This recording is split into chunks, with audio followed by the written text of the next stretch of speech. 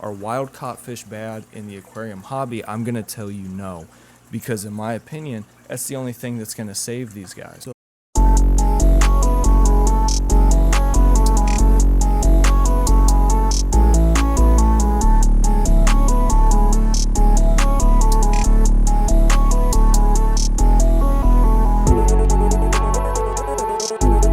Make sure you drop a comment and tell the albino frogs hello. Before we start the video, the channel has grown a bit since my common pleco video that I dropped maybe a week or two ago. We have to start out the video by saying thank you to a couple people. Firstly, Laura, who left a comment on that video. Thank you so much for the suggestions, and thank you for the video idea.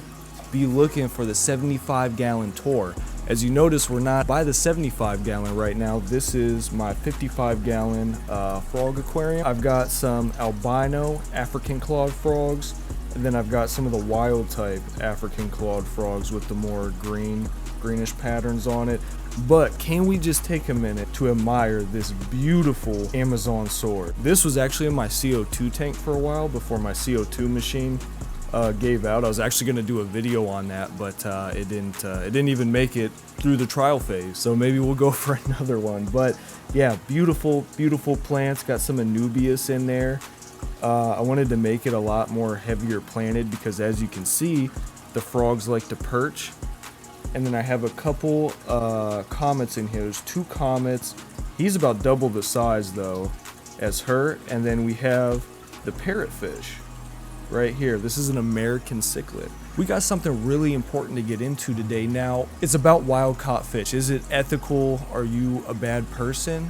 If you purchase wild caught fish, whether they're adults or they're babies, they're pulled out of their natural habitat, the area where they're native to, and then they are shipped, in this case, over to the US to be a part of the aquarium trade. This raises a lot of ethical concerns just right off the bat. It's objectively wrong to take something out of its natural habitat and then limit it to a 20-gallon or something like that. And we will get into to some of those comments. I was doing a bit of a deep dive last night and seeing what everybody had to say. So I'm watching this documentary the other day, and it absolutely changed my entire perspective on fish keeping and freshwater fish in general. I encourage everybody to go and watch this documentary whenever you have time. I'm gonna put it up right here on screen.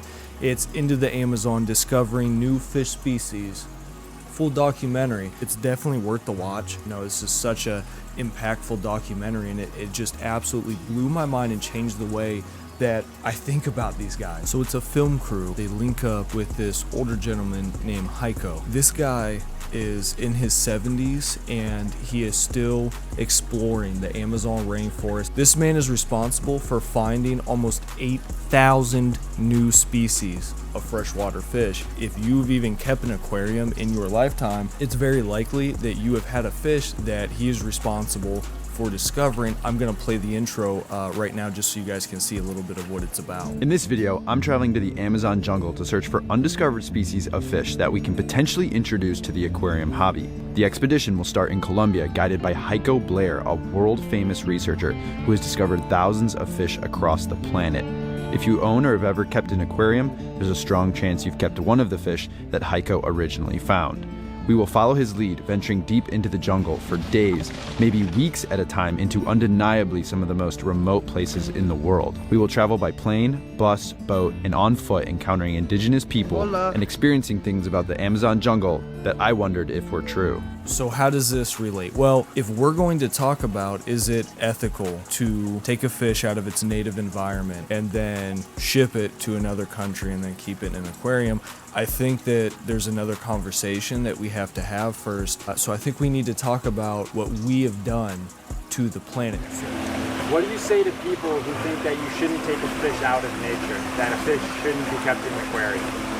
Every aquarist who says such a thing should go to the jungle. They should make a trip.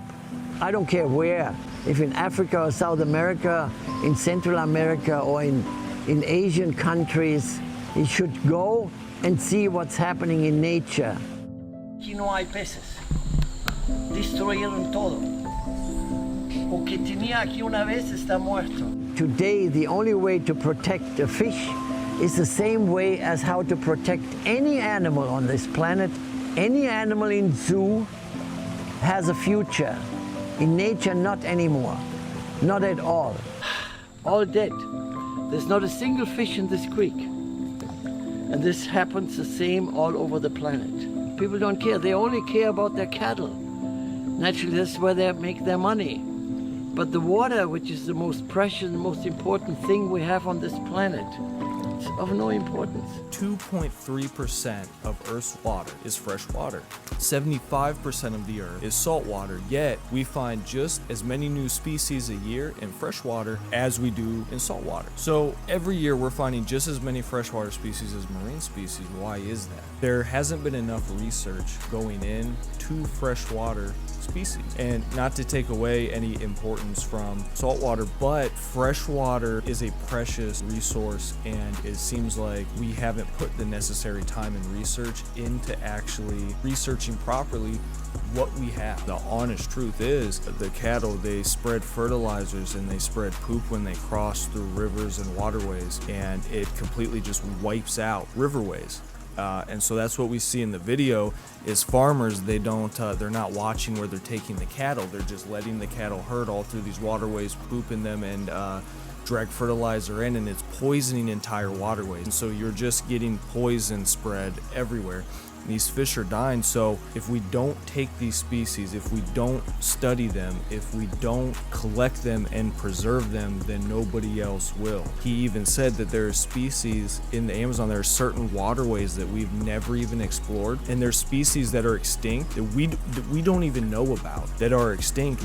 So we are responsible for destroying so much of these fish native habitats. The only people that are going to save them are us. If we aren't taking these fish and putting them into the aquarium hobby, then there's no other way to preserve them because their natural habitats are slowly fading away. For example, axolotls. Axolotls are found in one body of water in Mexico, and they're an endangered species. Yet companies like eBay, they will not allow sales of axolotls because they don't allow endangered animals. Keeping axolotls in the aquarium trade is the only thing that has kept these guys from going extinct yet. When you watch this documentary, you realize this is so much more than just walking into a fish store and picking out a pretty fish. This is so much more than that. This is about preserving what we have. These guys, they need fresh water. You know who else needs fresh water? We do. It makes up 2 to 3% of all the water that we have on Earth. We have to protect it and we have to preserve it. At this point,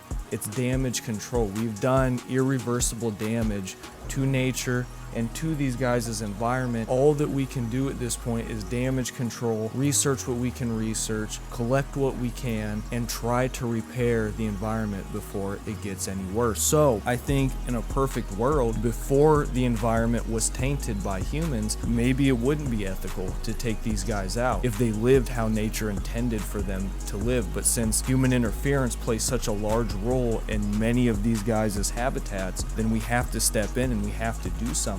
We did the damage, it's on us to reverse it or us to fix it. Are wild caught fish bad in the aquarium hobby? I'm gonna tell you no, because in my opinion, that's the only thing that's gonna save these guys.